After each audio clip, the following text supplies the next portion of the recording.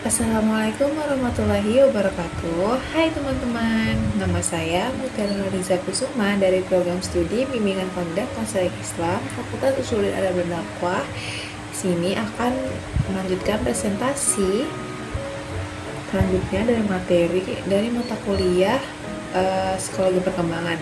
Kali ini materinya adalah perkembangan fisik. Yang kemarin kita sudah membahas adalah perkembangan prenatal. Pertama, kita akan mengetahui dulu apa itu perkembangan fisik.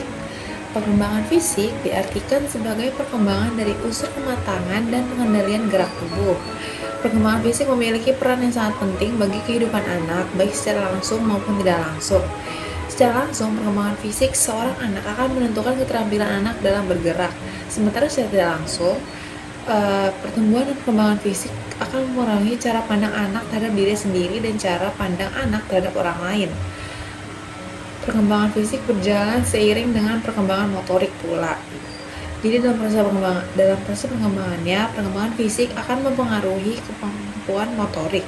Perkembangan fisik lazimnya ditandai dengan perubahan pada tinggi dan berat badan serta bentuk tubuh dan juga perkembangan otak dan perkembangan otak. Jika perkembangan fisik anak berkembang dengan baik, tentu akan berpengaruh pada keterampilan motoriknya. Begitupun dengan anak yang perkembangan fisiknya mengalami gangguan, akan berdampak pada terganggunya kemampuan motorik anak tersebut. Kemudian setelah mengetahui apa itu perkembangan fisik, selanjutnya kita memasuki perkembangan fisik itu dimulai ada apa saja. Yang pertama ada perubahan pada proporsi tubuh.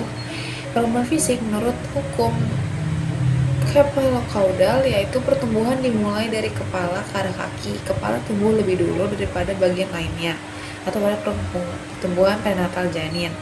Bayi lebih dahulu mempergunakan mulut dan matanya lebih cepat daripada anggota geraknya. Sementara anak-anak tumbuh ke atas, mereka juga tumbuh ke arah luar dalam arah proximedistal atau tengah keluar.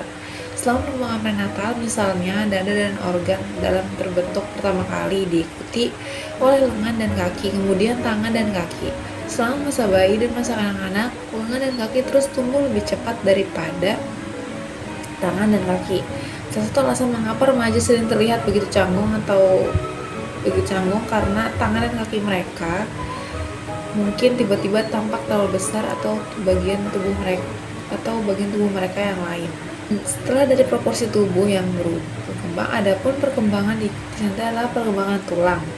Struktur rangka yang terbentuk selama periode prenatal pada awalnya adalah tulang rawan lunak yang secara bertahap akan mengeras menjadi bagian dari bahan tulang. Saat lahir, sebagian besar tulang bayi lunak, lentur, dan sulit patah. Salah satu alasan mengapa bayi berlahir tidak dapat duduk atau menyeimbangkan diri saat ditarik posisi berdiri adalah karena tulang mereka itu terlalu kecil dan terlalu lentur. Para peneliti menemukan bahwa anak perempuan itu lebih cepat dewasa daripada anak laki, karena saat lahir anak perempuan hanya 4 hingga 6 minggu lebih cepat dari anak laki dan tingkat perkembangan tulang mereka. Tidak semua bagian perangkat tubuh mengeras dengan cepat yang sama, tengkorak dan tangan menjadi dewasa lebih dahulu. Sedangkan tulang kaki terus berkembang hingga pertengahan hingga akhir masa remaja. Perkembangan tulang selesai pada usia 15 tahun. Meskipun lebar atau ketebalan tengkorak, tulang kaki dan tangan sedikit meningkat sepanjang hidupnya. Setelah membahas perkembangan tulang, ada pun perkembangan otot. Perkembangan otot ini berlangsung dalam arah copelocaudal yang tadi saya sebutkan dan arah proximedistal dengan otot di kepala dan leher menjadi matang sebelum otot-otot di batang tubuh dan tungkai. Seperti banyak aspek lain perkembangan fisik, pematangan jalan otot terjadi sangat bertahap selama masa kanak-kanak dan kemudian percepat selama masa remaja awal. Pada pertengahan usia 20-an, otot rangka menyumbang 40% dari berat badan rata-rata laki-laki dibandingkan dengan 24% untuk rata-rata perempuan. Ini menggambarkan perubahan ukuran tubuh serta pertumbuhan organ pernapasan dan pencernaan serta otot. Otot dan kepala tumbuh lebih cepat daripada tubuh secara tubuh umum dan organ reproduksi adalah yang paling lambat mencapai ukuran dewasa. Kemudian kita memasuki bagian perkembangan fisik yang terakhir yaitu perkembangan otak. Otak ini adalah yang paling penting tentunya karena otak itu tumbuh dengan kecepatan yang luar biasa di awal kehidupan, meningkat dari 25% dari berat badan orang dewasa saat lahir menjadi 75% dari berat badan orang dewasa pada usia 2 tahun. Bahkan 3 bulan terakhir masa prenatal dan 2 tahun pertama setelah kelahiran disebut sebagai periode percepatan pertumbuhan otak karena lebih dari separuh berat otak orang dewasa diperoleh pada masa ini. Antara bulan ke-7 prenatal hingga ulang tahun pertama seorang anak, berat otak bertambah sekitar 1,7 gram per harinya atau lebih dari 1 miligram per menit. Namun, peningkatan berat otak adalah indeks umum yang hanya memberitahu kita sedikit tentang bagaimana atau kapan berbagai bagian otak menjadi dewasa dan mempengaruhi aspek perkembangan lainnya.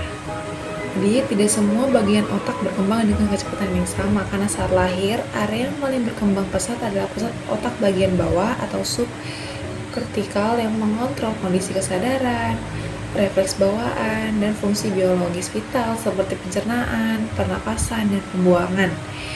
Di sekeliling dari semua itu, struktur ini terdapat otak besar dan korteks cerebral, area yang paling terlibat langsung dalam gerakan tubuh, sekolah ataupun aktivitas intelektual yang lebih tinggi, yang lebih berat seperti belajar, berpikir, dan berbahasa. Baik, itu saja yang dapat saya sampaikan. Kurang lebih mohon maaf. Terima kasih sudah mendengarkan. Wassalamualaikum warahmatullahi wabarakatuh.